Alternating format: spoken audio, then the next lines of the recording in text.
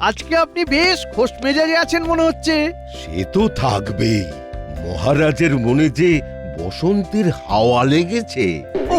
বসন্তকালেই যা গরম পড়ে গেছে কি আর বলবো, পুরো আগুন।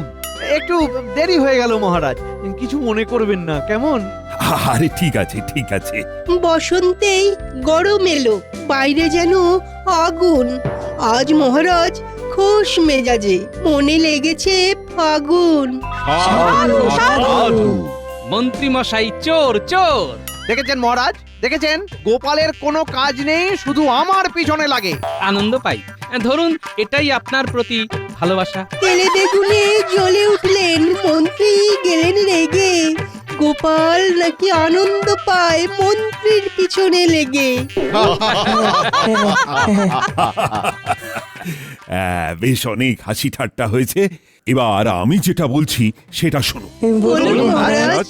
আর মাত্র কয়েকদিন পরেই তো দোল যাত্রা, রং খেলা। আর এবার দোল যাত্রায় আমাদের কৃষ্ণনগরে স্বয়ং নবাব বাহাদুর আসছেন হোলি খেলতে। উনি এবার ছুটে ছুটে রং মাখাবেন, আর তোমাদের সবাইকে পালিয়ে পালিয়ে বেড়াতে হবে। দারুণ মজা হবে। এর জন্য তো স্বতঃস্ফূর্ত হতে হবে। গোপালের যা চেহারা, তাতে সে কি এই ধরাধরি খেলা খেলতে পারবে? কেন পারবো না, নিশ্চয়ই পারবো। হ্যাঁ ঠিকই তো, চেষ্টা করলে নিশ্চয়ই পারবে। মহারাজ, আমার মনে হয় যে বড় আকারে খেলা শুরু হওয়ার আগে আমাদের রাজসভাসদদের মধ্যে একটা ছোট খেলা হওয়া উচিত। সেটা কিরকম? খুবই সোজা। রাজবাড়ির মাঠে একটা লক্ষ্যস্থল বানানো হবে, সেখানে সবাই দৌড়ে দৌড়ে আসবে আর মাথা দিয়ে বল মেরে লক্ষ্যস্থলে প্রবেশ করাবে। তাহলে আমরা আজকে কালকে সকালে এই খেলে খেলে গা গরম করে নেব। হ্যাঁ, তার জন্যে অনেক বল আনিয়ে রাখতে হবে। সেসব দায়িত্ব গোপালকে দিন। ও এক্ষুনি শহরে বেরিয়ে পড়ুক, শহর থেকে বল নিয়ে আসুক, এতে ওর ভুঁড়িটা একটু হলেও তো কমবে। ঠিক বলেছ। আচ্ছা গোপাল, তুমি তাহলে আর দেরি না করে এক্ষুনি বেরিয়ে পড়ো, আর যা খরচ হবে এসে আমার কাছ থেকে নিয়ে নিও। আচ্ছা মহারাজ।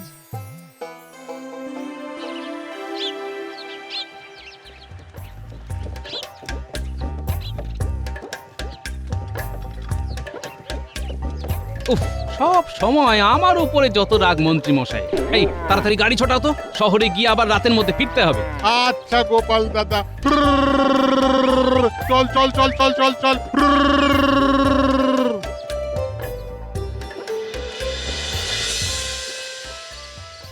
উফ, বাপ রে বাপ, সারাটা দিন চলে গেল। ওই দেখ, গোপাল এখন রাজবাড়িতে ঢুকছে।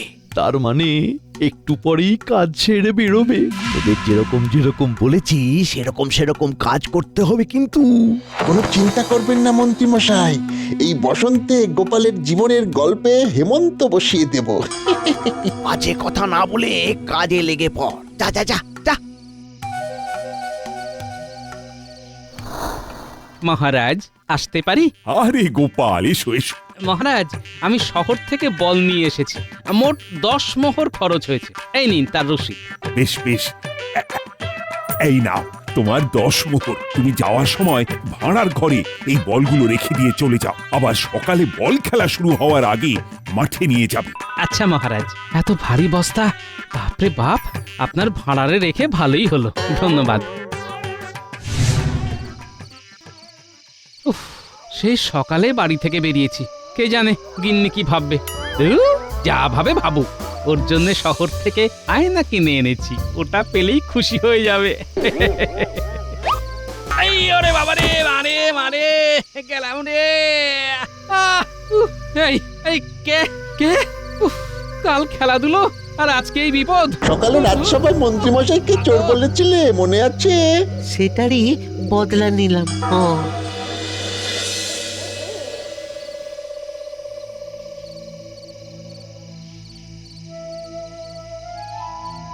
ওই তো ওই এতক্ষণে ওনার আসার সময় হলো, আর ওরকম ঘোরাচ্ছ কেন? কি হয়েছে? আরে বলছি মহারাজ শহরে পাঠিয়েছিলেন যে। ও মা গো, তার জন্য এত দেরি? আরে দেরি কি আর সাত করে করেছি? ও মা গো, এই দেখো তোমার জন্য কি এনেছি, আয়না। এ কি এত ভাঙা আয়না? আর বলো না, একটু আগে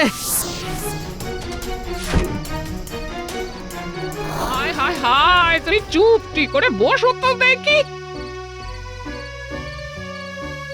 ওহ, মানুষ তো না, ওটা ঘটাকে মন্ত্রী মশাই একেবারে এক একটা ডাকা তৈরি করেছেন। হ্যাঁ, আহ, কথা না বলে একটু মলম দাও তো, আমাকে এক্ষুনি বেরোতে হবে। সে দিচ্ছি, কিন্তু এই অবস্থায় তুমি আবার কোথায় যাবে? হ্যাঁ? আরে বাবা, অত প্রশ্ন করো না তো। বিজ্ঞানী, দরজা খোলো, দরজা খোলো বিজ্ঞানী। কি গোপাল, তুমি এখন? হ্যাঁ শোনো, মন্ত্রী অনেক বেড়েছে, আমার কি অবস্থা করেছে দেখো। কি গো, মলম লাগিয়েছো মনে হচ্ছে। হ্যাঁ, এবার শোনো, কাল মন্ত্রী মশাইকে জব্দ করব। হ্যাঁ, তোমাকে শুধু একটা সাহায্য করতে হবে। কি সাহায্য করতে হবে বলো? কি, পারবে তো? হ্যাঁ হ্যাঁ, কেন পারবো না? তুমি আমার এত কাছের বন্ধু, তোমার জন্য এইটুকু সাহায্য না করতে পারি তাহলে তুমি আর কিসের বন্ধু, আর কিসেরই বা বিজ্ঞান সাধনা? হ্যাঁ ঠিক আছে, আমি কাল সকালে রাজবাড়ি যাওয়ার আগে তোমার বাড়ি হয়ে যাব, কেমন? বেশ বেশ, আমি তোমার কথা মতো কাজ করে রাখবো।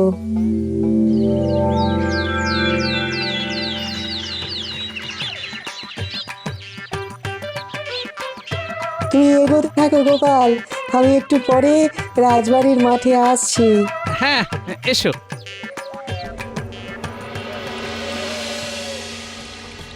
ওই গো, কালকের কিনে আনা বলগুলো দাও তো।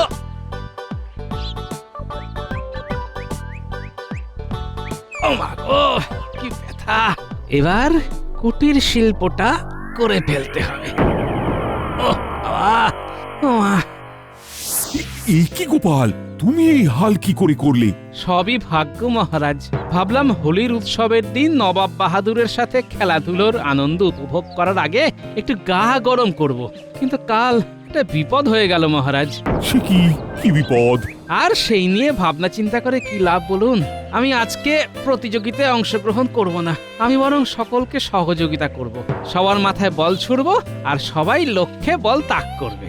উফ, এটাই তো চাইছিলাম, কিন্তু গোপাল আমার বা বটা ঘটার নামে অভিযোগ করলো না কেন? ব্যাপারটা কেমন সন্দেহজনক লাগছে। বেশ, তবে তাই হোক, তোমরা সবাই খেলা শুরু করো। খেলার নিয়ম অনুযায়ী প্রত্যেকে 3টে করে সুযোগ পাবে। লক্ষ্যস্থলের থেকে 20 পা আগে প্রতিযোগীকে দাঁড়াতে হবে।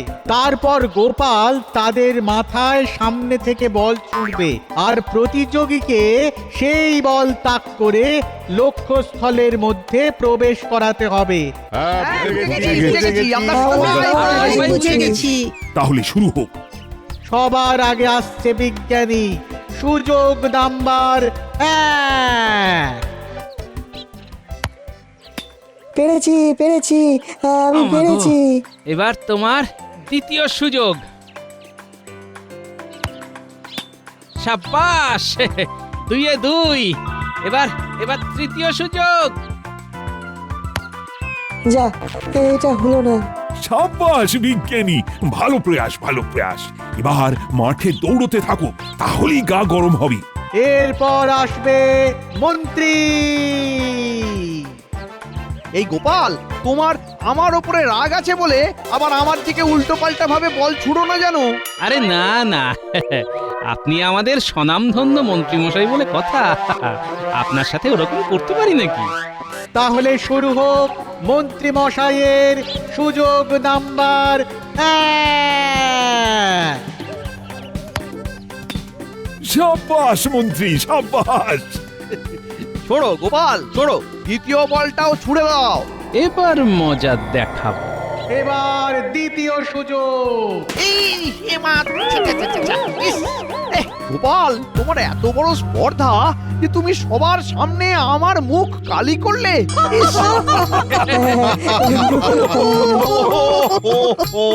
বেশ করেছি। আপনি যেমন বটা ঘটাকে দিয়ে আমাকে মাটিতে ফেলে দিলেন, আমি তেমনি আপনার মুখে কালি ঢেলে দিলাম। হোলির আগেই হোলির মজা দিলাম। গোপাল, তোমার কিন্তু এটা করা উচিত হয়নি। মহারাজ, মন্ত্রীমশাই গতকাল কি করেছে জানলে আপনিও বলবেন আমার রাগ হওয়াটা স্বাভাবিক কিনা। গতকাল আপনার বাড়ি থেকে আমি ফিরছি এমন সময় না না না না, এটা কিন্তু একদম ঠিক করনি মন্ত্রী। সেদিন রাজসভায় সবাই সাধু সাধু বলার পরে আমাকে চোর বলল, সেবেলা সে তো আমি মজা করে বলেছি, কিন্তু তা বলে আপনি আমাকে এভাবে মাটিতে ফেলে দেবেন? এতটুকু মানবিকতা নেই আপনার মধ্যে? সত্যি মন্ত্রী খুব খারাপ। গোপাল আজকে বদমাইশি করে তোমার মুখ কালো করে দিয়েছে, কিন্তু তোমার আসলে মনটাই কালো, প্রতিহিংসা পরায়ণ। সত্যি মন্ত্রী মশাই, আপনার আপনার চারিদিকে দুর্নাম। এটা সবাই বলে। বেশ, আমি কথা দিচ্ছি আমি ভালো হয়ে দেখাবো। তাহলে বাকি খেলা শুরু হোক। উফ, পুরো মুখের হুলিয়া বদলে দিল। এইভাবে প্রতিশোধ নেবে না? ইস, এত হিংসে কেন তোমার মনে? একটু ভালো হতে পারো না নাকি? আমার বড় হয়ে তুমি এত এত খারাপ কি করে হলে আমি তো এটাই ভেবে পাই না। উফ, যে পারছে আমাকে ধুয়ে দিচ্ছে। দূর দূর, ছি ছি ছি ছি। বুঝলে গিন্নি, চুন হলুদে বেশ ভালো কাজ হয়েছে। গোপাল দাদা, খুব বিপদের মধ্যে পড়ে গেছি। আরে আমি নিজেই বিপদ কাটিয়ে একটু সুস্থ হওয়ার চেষ্টা করছি, আর তোমার আবার কি বিপদ হলো গো? আর বলো না, কদিন একজন জমিদারের জমিতে ভাগ চাষি হিসেবে কাজ করছিলাম। হঠাৎ করে বলে কালকে থেকে আর কাজে আসতে হবে না। সে কি, কেন? জমিদারের এই মুহূর্তে হাতে টাকা পয়সার অভাব, তাই আর কি, মানে সব দিন মজুর ভাগ চাষিদের সরিয়ে দিচ্ছেন। এখন আমি কি করি বলো তো? বলছি আমি তাহলে এই চুন হলুদটা সরিয়ে রান্নাঘরে রাখছি, কালকে আবার নিও। বেশ বেশ, এই তো পেয়েছি। আচ্ছা তুমি এক কাজ করো, হ্যাঁ, কদিন পরেই তো দোল উৎসব, সবাই রং আবির কিনবে। তুমি ওই ফুলের পাপড়ি, হলুদ, গাছের পাতা এসব দিয়ে ভেষজ রং তৈরি করো। এটা তো বেশ ভালো বুদ্ধি দিয়েছো গোপাল দাদা, ধন্যবাদ, তুমি আমাকে বাঁচালে। শোনো, তুমি একবার বাচ্চাগুলোকে বলো কাল বিকেলে যেন আমার সাথে দেখা করো। হ্যাঁ, আচ্ছা।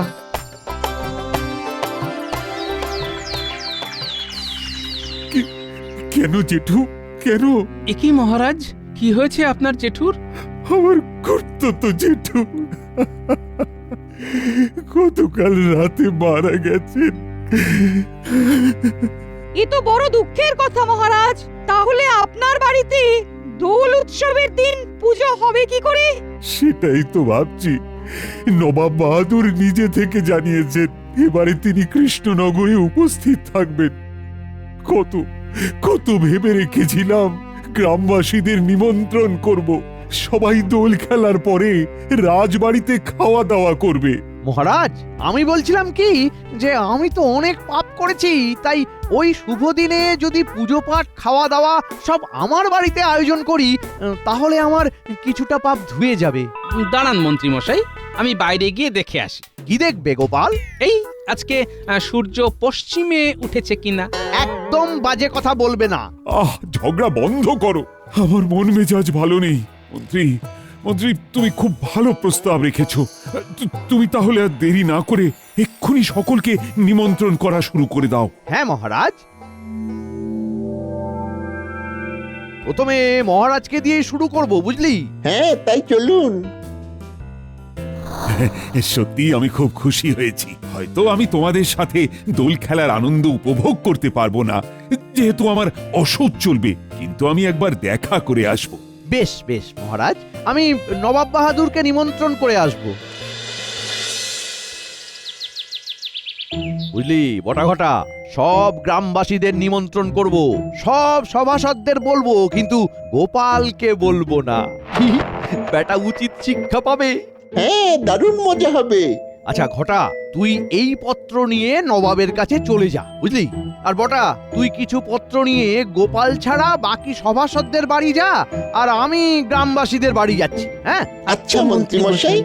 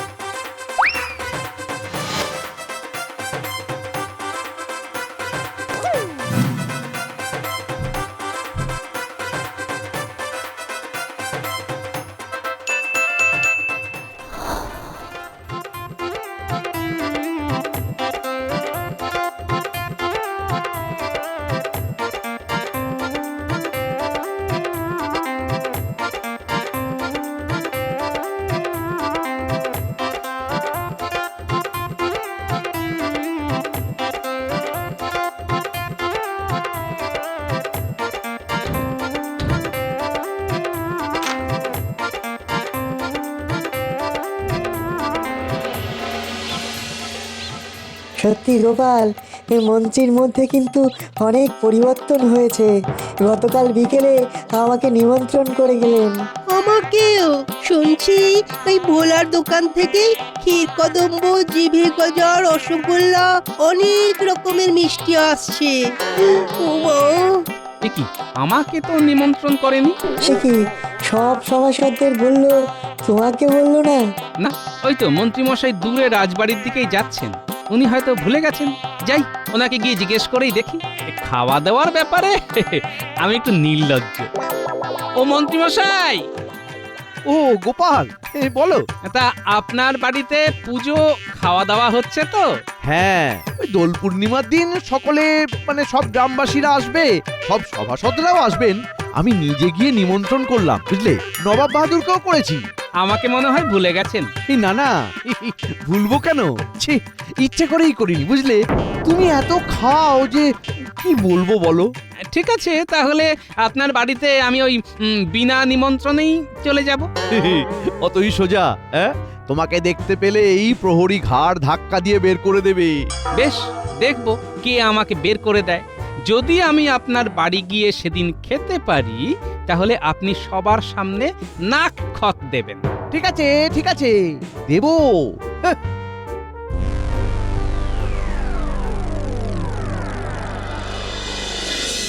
শোন, তোদের যে জন্য ডাকা, কাল তো নেড়া পড়া আর পরশু দোল। হ্যাঁ, তোরা এক্ষুনি সব গ্রামবাসীদের বাড়ি বাড়ি যা, আর তাদের গিয়ে বল পরশুদিন সকালে সবাই মিলে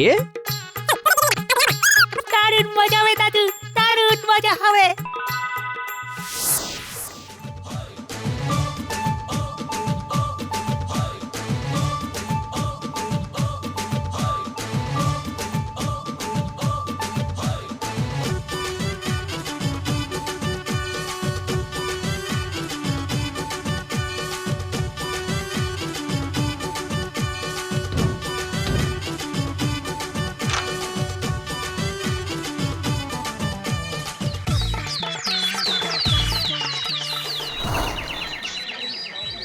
এই তো পুটির বাবা, ভেষজ রঙের দোকান দিয়েছো? হ্যাঁ সত্যিই গোপাল দাদা, ঠাকুরের আশীর্বাদে ভালোই চলছে। তোমার বুদ্ধি অনুযায়ী কাজ করে বেশ উপকার হলো। বেশ বেশ বেশ।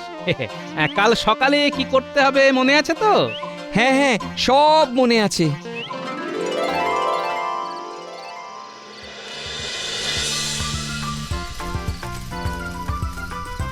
হ্যাঁ, আজ আমাদের নেড়া পড়া, কাল আমাদের দোল। পূর্ণিমাতে চাঁদ বলো, হরি বলো, বল। হরি বল। তাহলে নেড়া পড়া হয়ে গেল। কালকে আমার বাড়ির পুজোতে আবার আনন্দ হবে, হইচই হবে। তারপরে একটু ওই ভুরি ভোজ আর কি। হ্যাঁ, হ্যাঁ হ্যাঁ, নিশ্চয়ই যাব। আমিও যাব। যারা যারা নিমন্ত্রণের পত্র পেয়েছেন তারাই আসবে।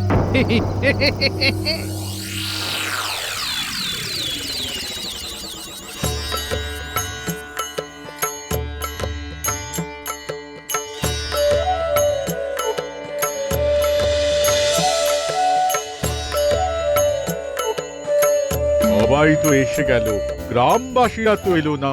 আসবে আসবে, নিশ্চয়ই আসবে। এ কি, সবাই এরকম রং মেখে সংসেজে এসেছেন কেন আপনারা? হ্যাঁ, এই আপনি কে? আমি পুঁটির বাবা।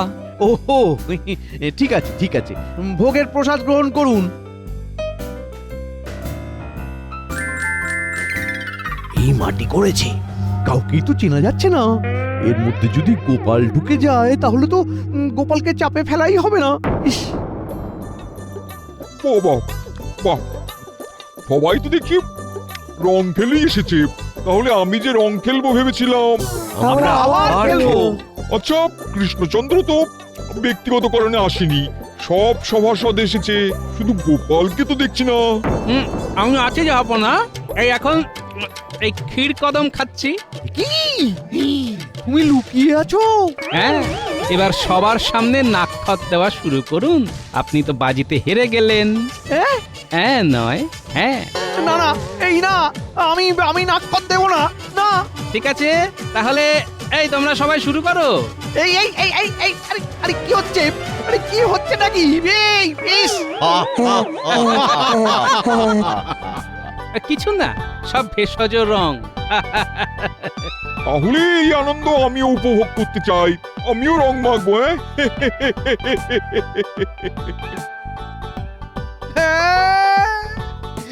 এর থেকে তো নাক ক্ষতি ভালো ছিল, সবাইকে খাইয়ে এই পেলাম। হ্যাঁ, হ্যাঁ, হ্যাঁ,